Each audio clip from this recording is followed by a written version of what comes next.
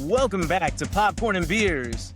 This week, we have got your butter on top Project Hail Mary, starring a guy named Ryan Gosling. And then we've got Nightcrawler in your drunk classic, starring a guy named Jake Gyllenhaal. Let's go.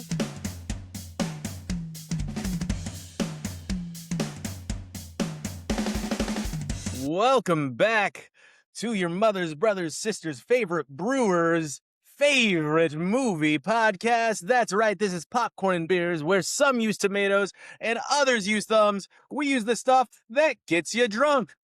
Oh, I'm going to step on that later. That's definitely going to be something I step on later. I will forget that is there over the next hour. That is how I function. How Ryan Gosling functions is he forgets how he got on a rocket ship that is going to a different galaxy, maybe, or at least a different solar system in this week's Butter on Top Project Hail Mary. Jordan, let's start with you because I've got thoughts, but I'd love to hear yours. Yeah, so I had no expectation going into this other than just like I heard it was a spectacle kind of movie, like a really epic movie. I hadn't seen the trailer, I don't believe, for this movie at all. Most people that I've talked to, like I mentioned, like, hey dude, I went and saw this movie, and honestly, it was really good. That's what I'll say about it so far, right? It was really, Mhm. really good. And nobody seems to have heard of this movie. Huh. Yeah, I I didn't know it don't was based on a novel until someone told me, yeah, I really enjoyed the novel. Oh, by the way, Yeah, if you're that person, you're like 25% douche. Go ahead, Josh.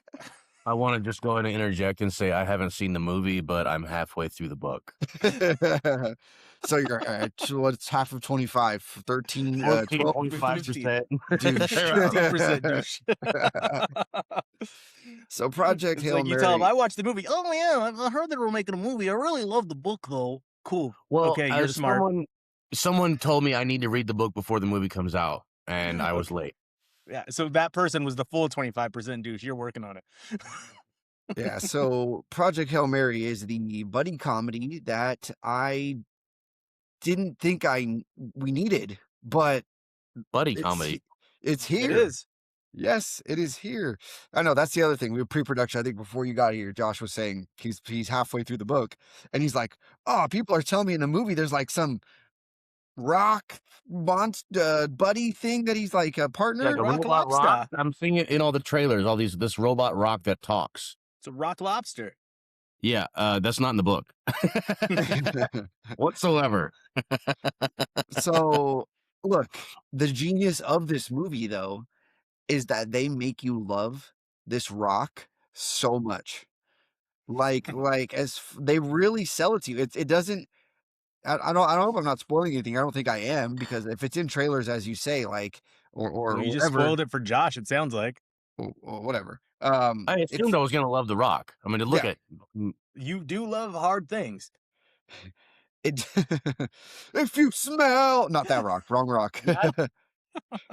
That rock is okay, but no, this one doesn't have a face, doesn't have any expression, right? They don't give this rock any kind of humanoid features. So, but you still get so emotionally invested with this rock, even Cool. before they develop a way for him to speak, right? Oh, You love it.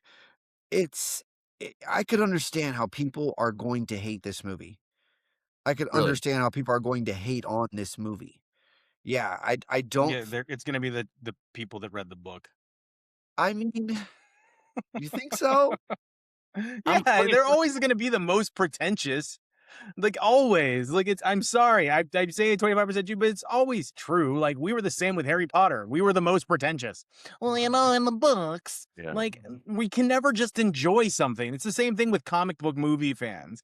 Like some of us can accept it, but no comic book movie fan can 100% enjoy it because they're like, well, it's not really in the story. Like it's their whole thing. Yeah, I that's don't true. know. Holes is one of my favorite books of all time, and it's Really? one of my favorite movies. Yep. And Josh Shia likes hard LaBeouf rocks and you like holes. I get it. really brought that Rocky role Bull. to life. So I don't know. You couldn't make that movie with anybody else. Anyways, yeah, I get how this movie could be hated. I really can. Because of it's a lot to buy into, right? And Ryan Gosling, this is cheese. This is ultimate cheesy, like just whimsical. It's whimsical, right? And Whimsical. but it's done so right. Okay. I'm saying there's so many individual small parts of this movie that could easily just be written off as just like, this is so goofy, this is so cheesy, this is so whatever. But I just feel like every bit of it, like, I enjoyed. It's very deep on the sci-fi nerdiness, like science words and space words and all this crap that, like, Science obviously, words. yeah, Parabola. Neil deGrasse Tyson. yeah, like, unless you're him, like, things that you Carl wouldn't understand. Sagan. They make it Buzz Aldrin. I don't know. Are we gonna keep going? They lay it out for you enough, right? I did not, at no point did I really ever feel like super lost in the Cool. stuff they're talking about. Ryan Gosling, fantastic performance. Lionel Boyce, right? Former Odd Future member, the Bear cast member. He's the pastry chef in the Bear, right? Yeah. And he just steals scenes. He steals scenes, you know, with Ryan Gosling, and I'm like a heavy hitter, and he's stealing scenes from Ryan Gosling big time, right? Cool. He's a I can't wait to see like him in more stuff. Cool. The effects are fantastic, awesome effects, space, all of that. You know, I gotta say, like, if you make a sci-fi movie where you're in space and other planets and all this crap, like, that's the one thing the budget's got to be on is the effects, right? It's so I mean I don't want to give him too much kudos because that's what should be expected. That's the That's bare your job. minimum. Yeah. That's the bare minimum. And they do try to get artsy on you.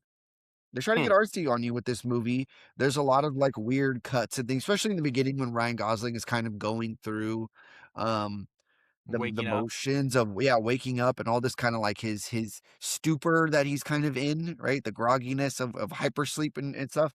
It gets a little artsy on you. The editing, there's a lot of jumping around, but again, at no point do you feel lost. The movie did not feel like it was as long as it was.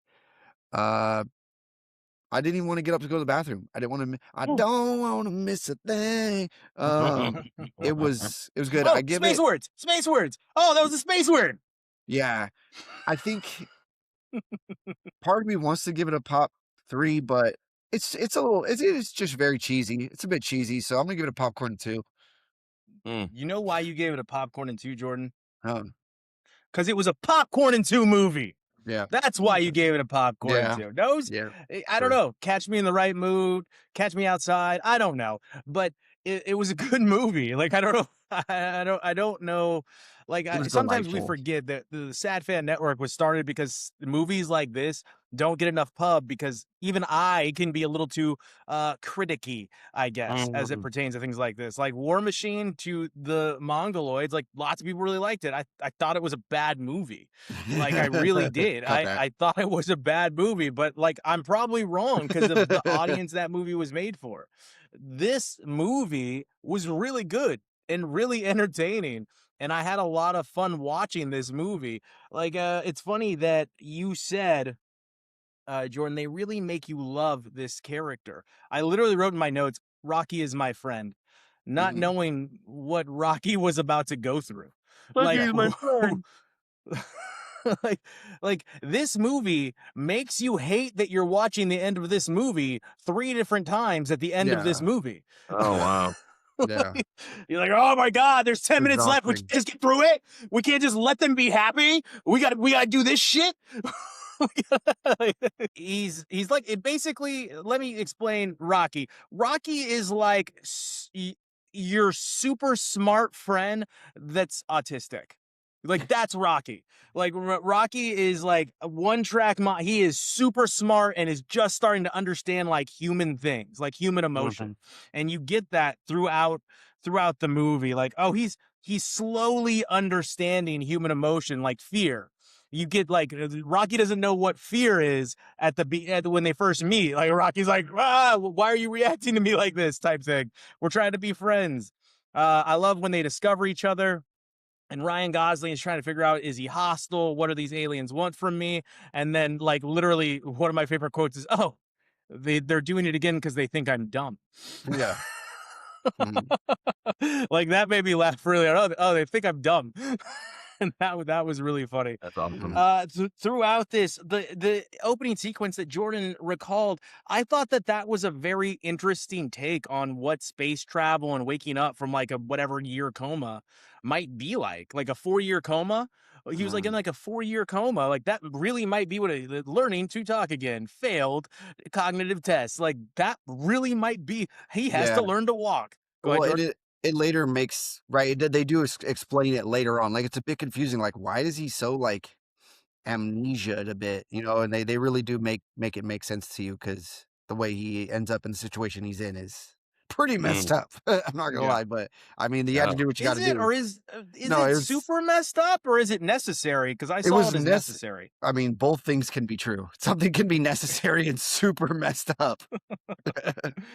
So yeah, with that I was like, you got to do it. You got to do this thing, man. And Yeah, I love her ruthlessness. That character, she's the great. head scientist or the Mhm. head of the company, like I loved it because she's like, look, dude, we're trying to save the world. And then when they first discover each other, when they first meet, Ryan Gosling goes, wait. Am I in here because I'm disposable? And Yeah, then the pause, and then she gets back on the mic. Well, the overall consensus is we'd prefer it if you don't die. yeah. Like, I was feeling how Ryan Gosling was feeling like, is she kinda hot in her he intensity? did. I think Yeah. so. Yeah, I yeah, think he was into it a Intensity's little bit. I hot. think that they found camaraderie and community in their need to be lonely. yeah. Does that make sense? Like they Mhm. both have it. The movie to me is more about the relationship and finding common ground in someone you would have nothing in common with should you not be saving your worlds. It's being different but having a common goal, and that's a message that I think they're trying to send to society, like, yo, we should have a common goal, which is to save our earth. And our earth, we're being warned by a lot of scientists, we're about to kill it, like we're pretty close, and in the grand scheme of how long the earth's been around, if they're telling you like, hey, yo, 50,000 years this thing's going to be gone, that's pretty dang close. Mhm. So in this movie, you get that from two different species, alien species, right? Like one is humans and the other is Rocky, and they come together because they understand that their best shot at saving each other's Mm. worlds They're or actually is each called other. the Iridians. Yes, the Iridians. I think that's Mhm. also a race from Mass Effect. The Iridians. That might be a race. That's the magical rock in Borderlands. It was Is it? There we something go. yeah, that was, it didn't feel original. I had no idea what that was from, but that their name didn't sound like something very original to me, so that makes Yeah, sense. it's No, Josh nailed it's it. something Latin that they, yeah. Yeah. At least it's But not unobtainium. that's true. That's true. They just stole it from Borderlands. But this movie has a ton of stress, but they give you a lot of levity throughout. I don't like that they pile on the stress towards the end. I mean, I suppose they have to in that final act, but the ending is satisfying. And I mean, will there be a part two, Jordan, or are we just left with closure there? I hope there's not a part 2. Okay. Part 2 is gonna be called Project 2-Point Conversion. That's a good one. Yeah, All right. So that is Project Hail Mary, a popcorn and two across the board. See it. yeah. Anyway, let's go on to Nightcrawler. Let's start with you, Josh. I think you've Hi. seen this already. I actually love this movie, so I wanna wait a minute. Huh. Love. This is a movie. This is a very well written movie. This is an incredibly well acted movie. This has very cool themes. I don't know if this is an enjoyable movie, Mm, but we don't always watch movies because they're fun. We watch them for other reasons, and this is definitely a textbook. Make do whatever to get to the top. Sociopathy 101. yeah. I am a very Holy quick crap, learner. this is a raw movie. And I kind of had an idea of what the concept of the movie was. And I knew that Gyllenhaal was gonna be like not palatable in general of a character. And I still was not ready for just some of the, I don't know, the Ruthlessness? micro faces that he would make, and like just the situations, and like how, I mean, it just touches a nerve very often in the movie. It's a disturbing blackmail. Yeah, it's disturbing in a way that I don't know. It's a little extra because, like, well, okay, small spoiler: he blackmails a woman for sex. Okay, but they don't show any of that. You don't have to see it. It's even more disturbing that you don't see what exactly is going on at her apartment. Exactly. Especially when he refers to it later. That the whole, it was very. And he demands she do what she do what he says. Not like last time. Yeah. Awesome. His sidekick, the Riz idiot. Ahmed. You know who sociopath love is? Idiots. And he got talked into $30. I mean, he's driving in, what is that, a Mustang? No, Challenger. Yeah. Challenger. In the course of what seems like less than a couple of months, he made a Challenger.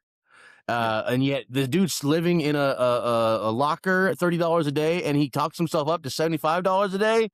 Man, that whole thing was just brilliant. A lot of things about this movie are brilliant. About a scathing review of just news, and if it bleeds, it leads. That whole thing, and Fox News, what's up? Breaking news. Creating the story regardless of what the story really is, what the truth is. This is why the world's run by sociopaths. Guys like this guy. He finds his passion. He gets really good at it, and doesn't care who dies on the way, etc. Renee Big Russo smile. is a sociopath in her own right, Josh. Who is? Renee Russo, the female lead director. Sure. Yeah. Oh, absolutely. She sees him for what he is, and then she buys in. And that's cool, I guess. I mean, I don't know. It's a very well written movie, and I was mad at the ending at first, but I love the ending because you can see that this is the world, and not every ending's supposed to make you feel good. Great movie. I say popcorn and two. Okay. All right, Jordan, why did you choose Nightcrawler? Because this movie makes me feel the same intensity every time I watch it, just like the first time I watched it. Wow. Got you. I just got you in the chair sweating. Come on. The tension is just, I don't know. And look, Jake Gyllenhaal, right, with his his human vortex, right? That is what he is in this movie. He is a human vortex. His bullshit, he just wraps you in it and just pulls you into it. And it's just the intensity in his eyes, the entire movie is just so creepy and good. Yeah, like no eyelids. he was like, I watched this movie and I try to like make his facial expressions that he's making while I'm watching it. Yeah.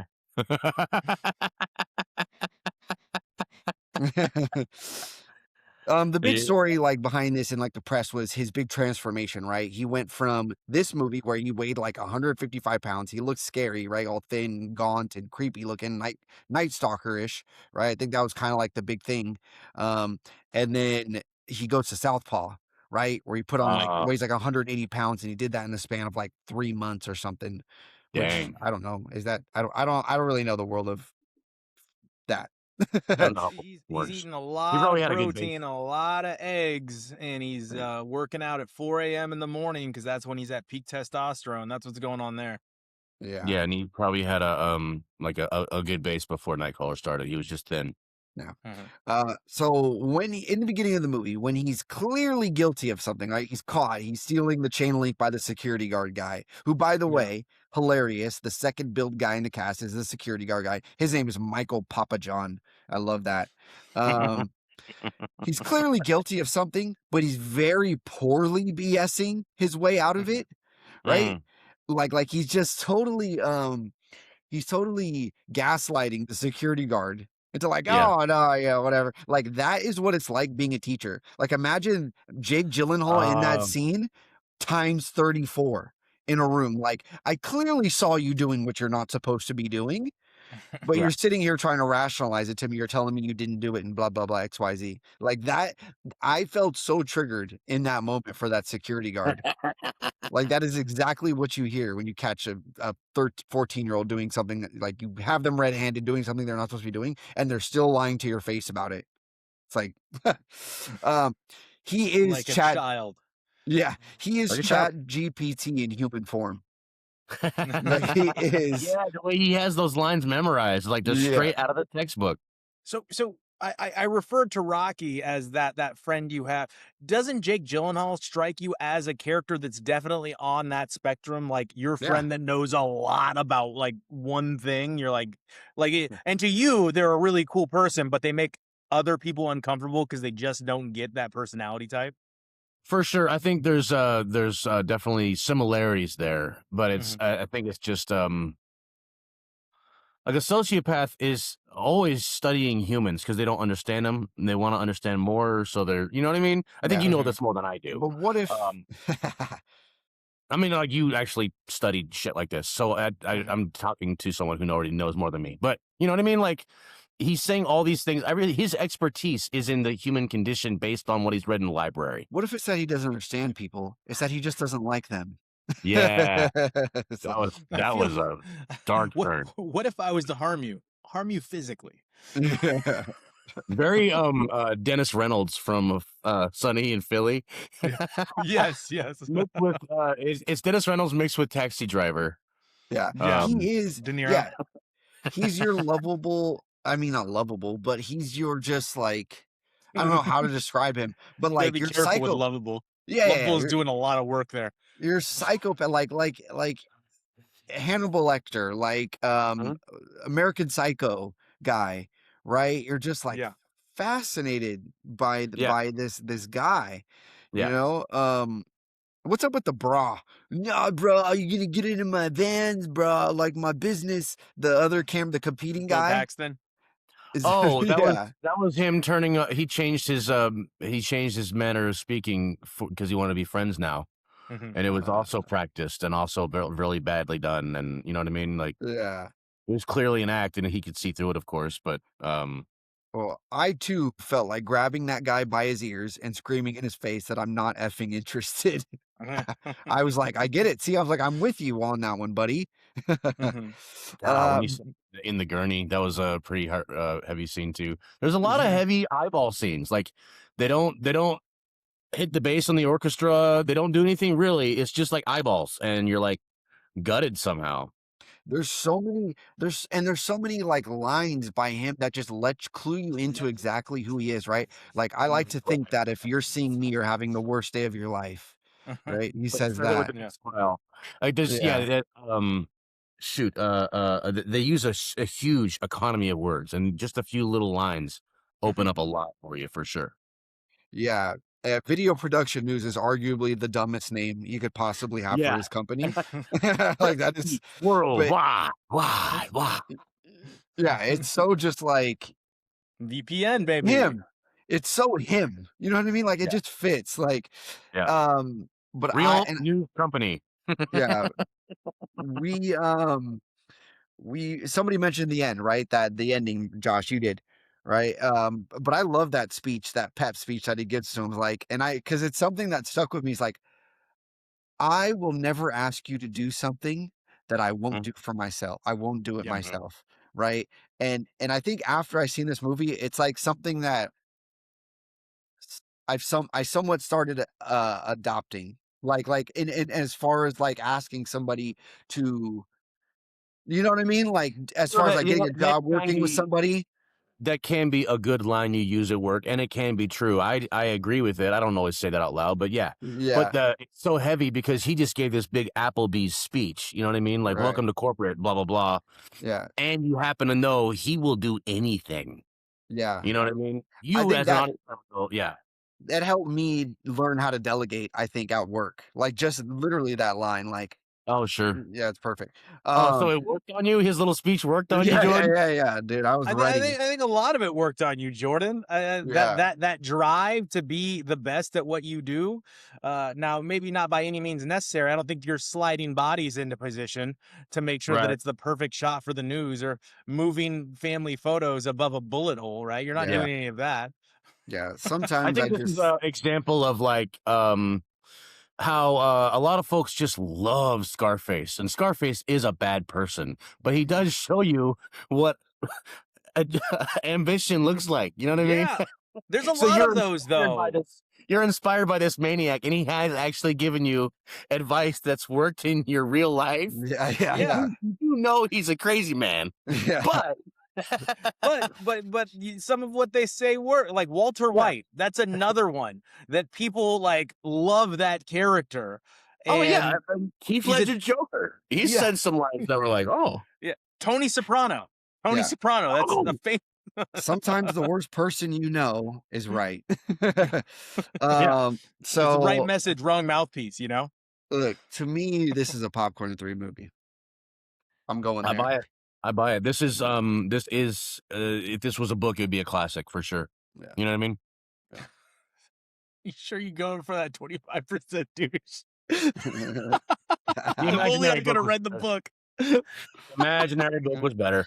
No, but this really does. It really does remind me of a book like Catcher in the Rye, where like you don't like the main character, but the message overall does something Didn't to like that some either. people. I know you don't like the Rye, but you know, oh, that was also a douchebag statement. Let me just keep going with it. Yeah.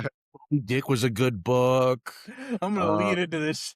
Is this who I am this episode? Is this who I have to be? Yeah, no, Nightcrawler. I love this movie. I've loved it since it came out. I think, unfortunately, I've dropped a lot of those tendencies, but I really did, and Josh knew me kind of during these years. I really did carry a win at any cost mentality into a lot of things. It Well, it's wasn't a just lot of guys do. You know, it's a guy thing. what's that? It's a young guy thing. It's common. Yeah, it's how far are you willing to push this? And I mean, you see at the very beginning, yeah, he's gaslighting that guy, but you're also getting led into this character. So, like, this guy will push this as far as he needs to as he assaults that man for something he wants, his watch. Like, they are Mhm. sending a message. He will do anything to get something that he wants. And then that theme continues as he blackmails Rene Russo into having sex with him and then dating him, and then she falls for him. It's like Stockholm syndrome with her. Like, she eventually is like all about him, forgetting that the crux of their relationship is blackmail. So Yeah. so there's a lot here. Riz Ahmed, it's the counter to Jake Gyllenhaal. It is a person that's not willing to do anything and that has human emotion, a conscience, ethics, business ethics. Bill Paxton, car accident. You can't film this. He's one of us. It's my job. Like, you see that morals and ethics versus anything to win. I will destroy relationships. I will blackmail people. I will move dead bodies. I will film grieving families. I will break into people's homes. Like, anything. I will do anything. And Jake Gyllenhaal plays his character about as well as Christian Bale played American Psycho. I can't remember the character's name. Bateman. Yeah, thank you. And then kind of Patrick reminds me Bateman. of like some of the themes from that Civil War movie a little bit too, right? A little bit. Mhm. It is, yeah. So with this, I mean, and let's just talk about some of the cinematics. That chase scene when they Oh, yeah. catch the killers, whew, like, That was heavy. Awesome. Like, yeah, it- how it they was filmed so that. close. So close the whole time. What was your mentality like there? Like, Jordan, when you try to get into the mentality of this character? I was Riz Ahmed in that scene. Wait. I was like, I dude, mean, I'd be so literally, like- scared. Did he? I might have missed it. Did he cause any of that mayhem? I mean, I know that just being that close to the cars caused reactions, but like I don't think he actually touched anyone or anything. No, the whole movie, I'm going like, there's no way the cops would let him get away with any of this stuff. Like there's Oh yeah, just it's definitely obviously a little over the top because there are people like that, and there's no way they get 4 wrecks in one night. You know what I mean? Like yeah. in Mhm. Los Angeles, you're not getting across town all in the No. same night. No. Yeah. Because I'm like, they're literally in a car chase where there's been shooting, officers shot, whatever like that. And he's that close to the chase. And they don't Yeah. know who this guy is in his car. He could be Right. another assailant. And so Yeah. like they're like just nobody's tripping on him being in the middle of this car chase. Yeah, the way he almost hits that one victim, Yeah. Yeah. he Yeah. pulls right up in her nose. Like he does set up a lot of this. Remember, he set up. He wanted something like that to happen. He Yeah. waited for them to get to a destination to create maximum carnage. Yeah. Mhm. And that's what he got. He even Yeah. phoned it Cool. in to the police in a very specific way to get maximum carnage. It's hinted at that he cut the brake lines of Bill Paxton's vehicle. So, because Riz Ahmed says, how did he just crash into a pole? Right, like that's his line there. Yeah. He caused a Oh. lot of the chaos, and again, willing to do anything to make this happen. So I'm going to give this a popcorn 3 along with Jordan. I think you got to see this through the lens of what it is, which is Yeah. an American Psycho type. And then should we just have a quick sidebar? How many people do you think this encouraged to go out and do something like this? Oh, a lot. A lot. Sure. I mean, how many fight clubs opened up, and that's not even what the movie's about. Yeah. Yeah, they were Right. trying really hard to make soap. Yeah. All right, let's get to what we were watching. Jordan, why don't you kick us off, sir? I watched Mark Norman, a little bit of stand-up comedy on Netflix, right? The guy that talks like this very kind of, he has a weird affect. What's going on? Yeah. None Too Pleased, it was called, his new stand-up special. And, you know, he is, I just feel like when I watch him, I feel like I'm watching something in the vein of a Rodney Dangerfield, right? Just Yeah. because everything is a punchline. It's like punchline, Yeah. punchline, punchline, And punchline. his cadence. Yeah, Yeah. he'll do a punchline, and then his little side comment after it's the real punchline, and then he has one little half punchline after that. Yeah. Yeah. Mhm. And then, you know, it also I think screams he's Norm more of a Macdonald Norm just because the way he Macdonald than talks. a Yeah. Rodney Dangerfield. Exactly. No, it's Norm Macdonald as well, as I was saying. Sure. He touches on a lot of things. He touches on a lot of things because again, it's punchline, punchline, punchline. So he's going through Mhm. topics. He's burning through stuff fast, right? Yeah. Clan meetings over Zoom, right? What does Zoom clan meetings look like? Trans people, guns. He absolutely eviscerates RFK, Robert F. Kennedy, our health secretary, on stuff. Now I want to watch it. It's good, right? He's political. He goes on the political stuff because again, he's buddies with like the funniest, worst comedians you know.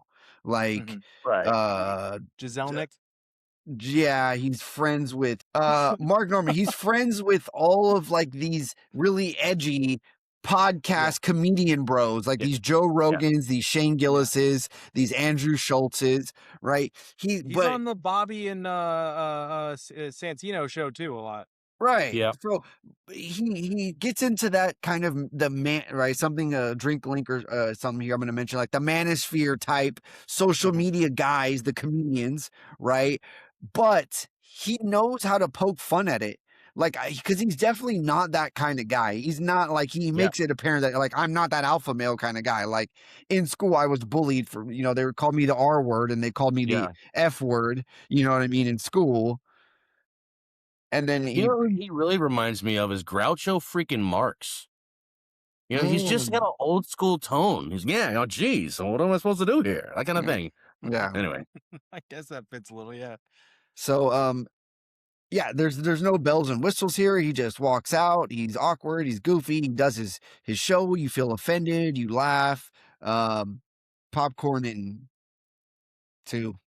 Wow. Popcorn That's good.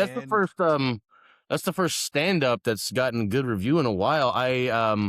This doesn't count, sorry Frye, but I tried to watch Taylor Tomlinson's stand The up. newest one?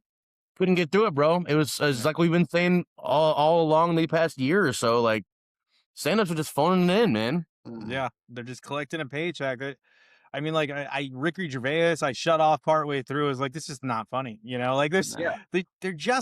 they're phoning it in. So I'll check this one out. I did see it come across, and his clips sometimes make me laugh. I avoid a lot of people that do heavy audience work because I just assume they're not funny. Like that's literally why they do the audience. Or I'm like, I think you need the audience because you're just not funny. That's my perception. I'm not saying that's true, but that is my perception. It's funny. Like Well, I'll spoil it's a common crutch. the trailer. Like it sucks you in because he's like, yeah, I got in trouble with my wife because I went to a strip club. You know, only because I talked about it on like 4 different podcasts. No, it's like I wish Josh would watch Free Burt because I'm not That's a big funny. Burt That was good. Kreischer guy Yeah. either, and you guys know that. But everybody I start with this. Do you enjoy crude comedy like what it used to be in like the early 2000s? And if they're like yes, I was like, you gotta watch this show. It's like the renaissance of crude comedy. Like it's not like, oh, it's not like super racist. It's just really crude comedy, and it's gonna make you laugh throughout it. Like there's just like funny things that happen. So I can't wait for Josh to review because everyone I've recommended it to has come back to me and be like, I could not stop watching that It show was once I funny. started it. I'm like, I'm telling you, man, that show is funny. Nah. I watched Idlewild, and finally. sorry, the Outcast Showcase.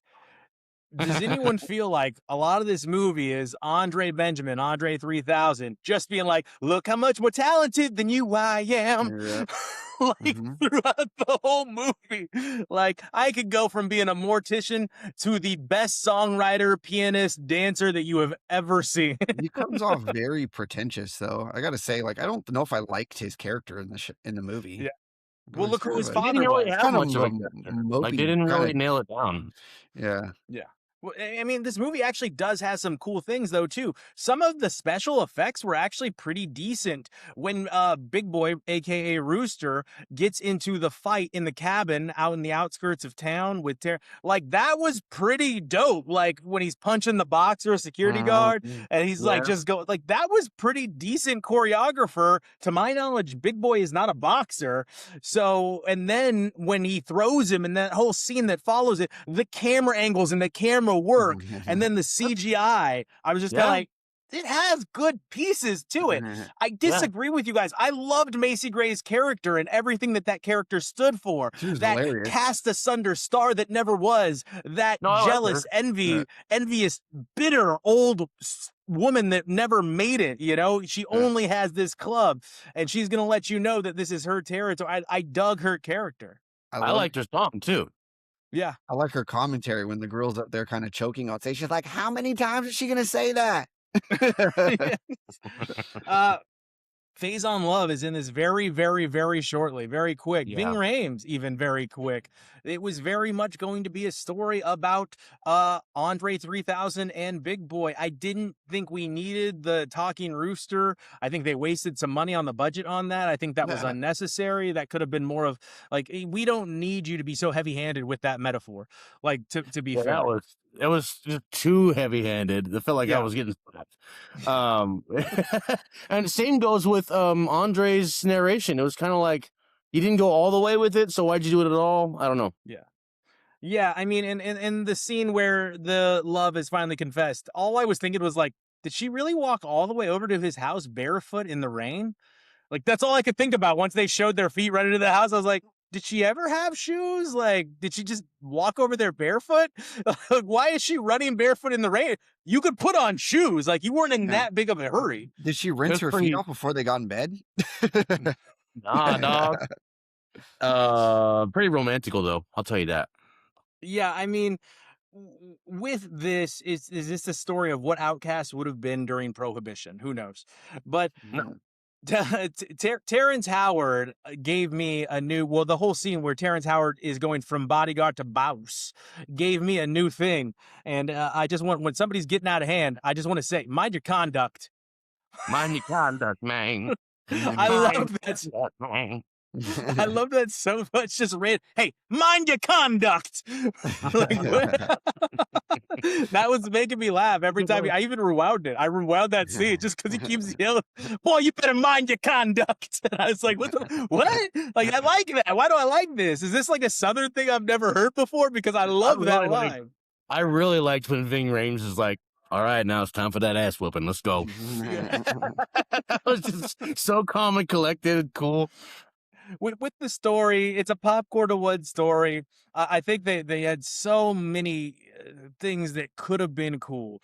Like even the juke was a pretty cool atmosphere. Big Boy's performances were awesome. Just they Sure. were great, and you didn't get enough of that. You only get 2, right? So if you're gonna musical it, like that was your best act. You got Macy Gray, a phenomenal voice. Like you could have leaned into that a little bit, even though I loved her character. Like there were elements there of a good movie. They just didn't necessarily make one. Yeah, I think this is either, I'd like to look it up. This is either Outkast had too much hand in it or the producers had too much hand in it. You know what I mean? They let the artist go too artsy, or the producers got their hands in too many pies, and the direction got lost.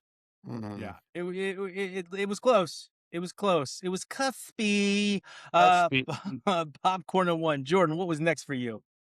I watched something that you reviewed last week, right up my alley here with Nuremberg. Yeah, Right, We love Nazis. long, the long movie about the trial of Nazis with Russell Crowe and Rami Malek and so on and so forth. Lots of faces, right? Wait, does Rami Malek play someone that's kind of disturbing looking? Yeah. Honestly, Jordan, I don't know if you're going to agree with me. I can't wait to hear your review. I felt like if they had just kept Rami Malek in like limited supply in the movie, his character would have been fine. Just hid him in the closet. But they gave Remy too much. Like they wouldn't stop throwing Remy at you. If they would have just kept him, it would have been tight. Yeah, here. his teeth look like they're trying to escape his mouth and come through the screen at you. It looks painful. He looks like he's in pain at all times. Yeah, this was good because again, yeah, it's Russell Crowe comes off as like, again, he is one of the worst human beings to have ever existed in the world.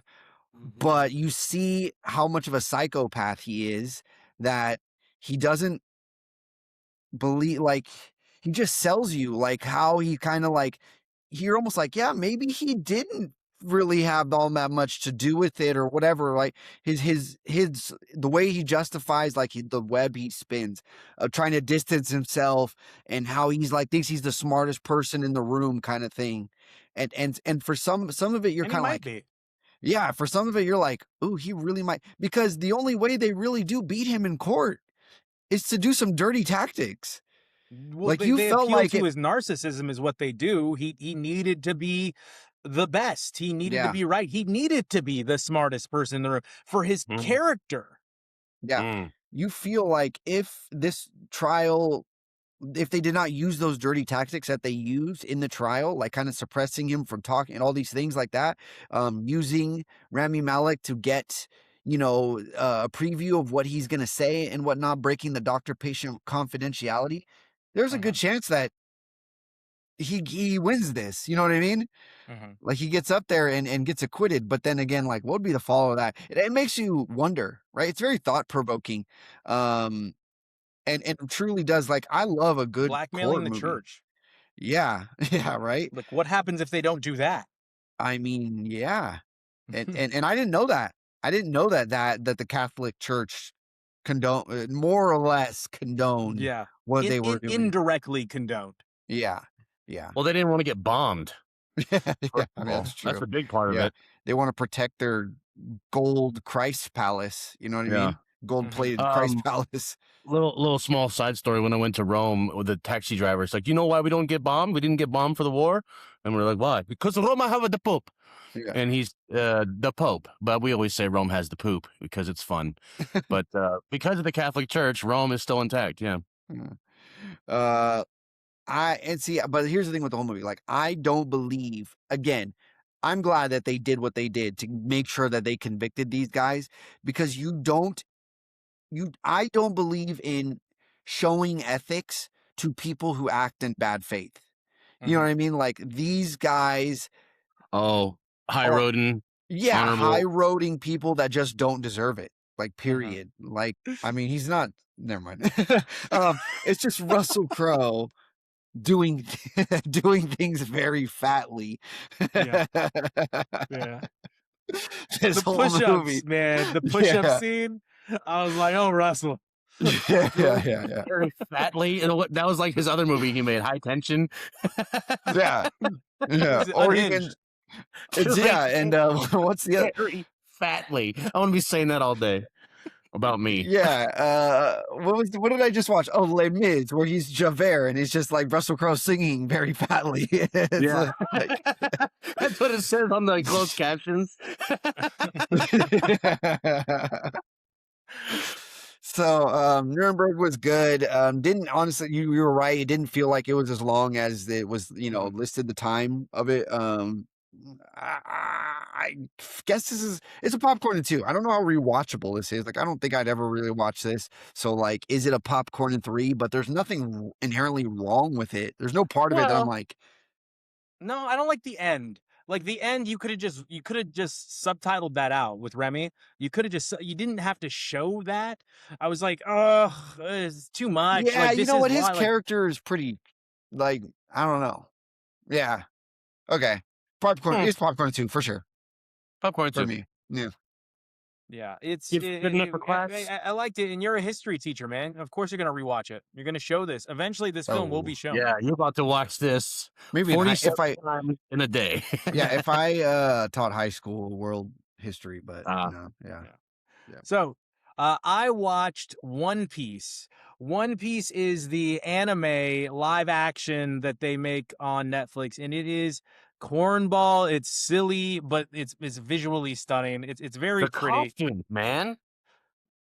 What's that? Whoa.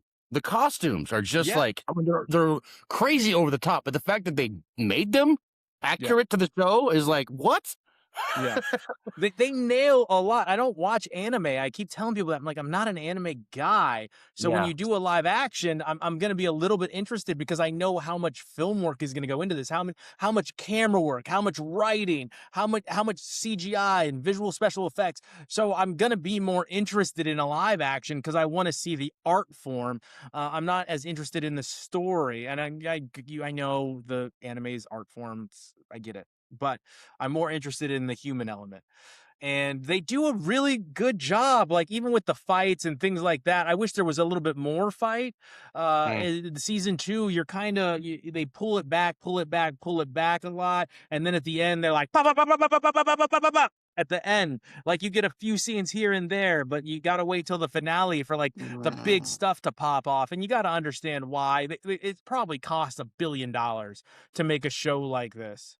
That's some hard CG, bro. They're really pumping the money in that thing. Yeah, and it's clean. Like a director recently came out. I wish I had taken out his notes and said, why is CGI worse now than it was, 10, 15 years ago? And I tend to agree. Like there's a lot of times where like, man, they are really half-assing the CGI here, or it looks really lazy. Or when they move it to streaming, stop diluting it. You're pinching us for every cent. At least give us the full quality. All right. You keep raising your damn prices, and I know your costs haven't gone up that damn high. So you're pinching us for every cent, and then you lower the quality of the film, and that's bullshit. Like that's straight bullshit. Why are the chip bags half full? Yes, shrinkflation. It's the film industry's way of shrinkflation. This movie, though, or this TV show does not do that. Luffy's fun. The whole cast is fun. You learn more about the sword history in this world, in this realm, which is kind of interesting, introducing us to a couple new characters that are really fun, a couple new villains that are really fun, and reuniting us with some of the villains we loved from season 1. I'm going to go ahead and give One Piece due to the visual effects and the ability to kind of capture one's attention and to draw people on without being too much so that you can't watch it with kids. We're going to give it a popcorn and 1, but a positive popcorn and 1. Very positive. Special effects are fantastic. So if that's something you're into, you should definitely check out One Piece season 2, available on Netflix. Josh, you think of something to ask? I've never seen One Piece. I've seen the first episode of the show, the Netflix show. But Netflix, I'm not sure if you knew that One Piece is the longest running anime ever. It's still going. It's like 1,000 episodes plus. 24 seasons. I looked it up. What? like 24 or 25 seasons. Yeah, and it's still going, and it's known for having callbacks to like that just happened this recent season. Something from the first season gets like, whoa, all the way it's been building up to that. So there's like a whole bunch. It's all this. How do you feel about it? They're never gonna be able to finish it. I've been told that they're already like condensing a lot of stuff. But what do you think? You think it gets like 5 seasons, maybe if they're lucky, or what? Probably. I mean, we just heard The Witcher is going to have its last season coming up. So The Witcher was like their most popular show. Yeah. Cool. Anyway, Jordan, you were shaking your head a lot. Did you have something to add? Oh, I'm not gonna. Yeah, I hate that. The idea that something goes on for. I'm gonna watch One Piece for sure. I love the live action thing. But the thought that a show going on for 25 seasons and having like that, I don't like it. I don't like it. Not a fan. Simpsons. Yeah, I don't like it. I'm not gonna get into it. That's the same reason I'm not gonna watch Doctor Who. I know it's good. I don't care. Yeah. I won't watch Doctor Who either. I won't watch the Sherlock Holmes. It's only 3 episodes with Benedict Cumberbatch. Like, there's a lot of shows. Oh, you got to watch that Benedict. That's a good. Everybody hits you with certain things, and I'm just like, I just know that I'll probably definitely like it, but I know what it's gonna be. I don't think I'm gonna be shocked at all. And I'm fine. I'm struggling. You will. The guy who plays Moriarty is so good. There's only like 15 episodes total. I'm struggling to start Sopranos because it's like 10 seasons. Yeah, I don't know how. I don't know. Peaky Blinders. Oh, Peaky Blinders good. for me. So good. Like, good. see, I hear it all the time, and I'm kind of like, I couldn't get through it. It's not that I kind of lost interest. I sort of lost interest. Yeah. It's a quick watch. It goes. All right, Jordan, you're up to bat. What's I watched something old comedy, Joyride. Okay, not the drunk classic with Paul Walker, the former drunk classic thriller movie. This is the comedy, right? About female comedy, Asian girls. Yeah, they go to China to do a business trip and end up on this journey of family and growth and friendship and all that stuff. It's very, I'm sure Frye used this exact connection, right? It tries to be Hangover for girls. It's very corny. It's the same. They're using the same joke over and over and over throughout this movie. Like, it's because we're Asian, but we're not that Asian, and you're that Asian, but I'm not, and blah, blah, blah. Like, it's just the same joke over and over and over and over. I did not want to finish this movie. Like, I watched it in 2 parts. I think I watched the first hour and then I watched the last half hour, and I could have cared less to watch the last part of the movie, the last half hour. The epilogue, like the very beginning opening scene, I felt was the only genuinely funny scene that like I really laughed at. You like kids abusing other kids and cursing at each other? It was funny. That was hilarious. Just everything though, the parents, like the whole interaction. Yeah. It was like it was setting it up for like, oh, this is gonna be good. I was like, this is gonna be good. That was funny. Yeah. I was like, this is gonna be really good. And then immediately, like after that, as they get into like, oh, they're adults and like this is what their personalities are gonna be for the whole movie, it was like, oh God, really? So this is a popcorn for me. I wouldn't recommend it. All right. Well, I watched Manosphere. It is a documentary from Louis Theroux, I believe is his name. And it confirmed, what I think about these people that are monopolizing an industry or taking advantage of guys or little boys that don't have role models in their lives to show them what men should actually act like. And they look stupid out there. And ladies, if you're with one of these guys, slap them. Because they're idiots. Like, seriously, enough. Like, I know some of it is like, it's all fake, first of all. It's all manufactured BS. So if you haven't picked up on they're just saying it because you keep watching it, you're dumb. Okay? That's kind of why I like our shows. We don't really do shock factor. Maybe that's why we haven't taken off in like the years that we've been doing this. But we're telling you real and legitimate things, most subjective, right? Not a lot of objective truths through a movie review because it's our opinions on a movie. But these guys are just siphoning you for money, and they're taking advantage of you, and you guys are losing money, and they're only literally, if all of you stop watching these bullshit idiots like Andrew Tate, they would have nothing. You have allowed Andrew Tate to go run a human smuggling operation in Romania. Yes, he is right now allegedly accused, allegedly human trafficking people in Romania. Okay? And he's He's going to Nightcrawler. fight with Greta Thunberg for no reason except for because he's a little itty bitty small guy that got his ass whooped in the one MMA fight I saw him in. All right? Like, that should send you something. This one, they do the British guy. He's so unimportant. Hickey Ticky Taki, whatever his HS Ticky Ricky Ticky Tavi, whatever this Never. guy's name is. I don't know. And he's a total loser. And he only has money because you idiots keep watching. And Louis throws shows. You're just filming certain angles so you could chop it up, and then you say you're live and you never fake things. No, it's all chopped up, and they show that in the documentary. So if you are around or watching somebody that is calling other men soy boys or whatever that stupid term is, you're with a vanilla fella because they got one flavor, and that flavor is loser. They're all losers. And if any of you want to come lift with me because you think you're really strong, you're welcome to come to my gym. We can lift together, and then I'm going to slap you in the face because you're a loser. All right? So, Manosphere, we'll give it a popcorn and 1. I'm not promoting violence. I'm just saying it's true. like these kids needed a better role model because now they think they're big tough. Oh man. All right. Well, we're gonna end the show and then I'll tell you some more about Manosphere. But what were you gonna say, Josh? There's so many men, but women and humans that don't get the they don't get the privilege of getting to experience real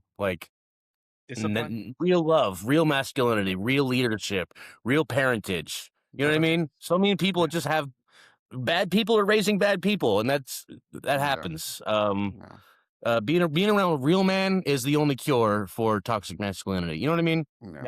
Yeah. It's they're just stop watching these losers. You're funding their whole lifestyle because you won't stop because they get all these sponsors because of you. Do you have sponsors? You don't? It's because their advice is bullshit. Stop watching it. It's all nonsense. Anyway, let's go to this week's Butter on Top. Jordan, what do we have for this week's Butter on Top?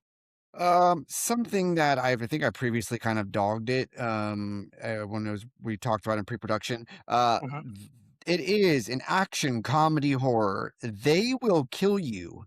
They will kill you. With Zazie Beetz and Draco Malfoy, Tom Felton, Patricia Arquette. So decent cast there. So we'll see what that's like. Also, we will guarantee you have a review for the Peaky Blinders movie that is out now on Netflix. So be ready for that. And They Will Kill You. Nice short trip to the movies, just an hour and 34 minutes. Most of the world heard. Chuck.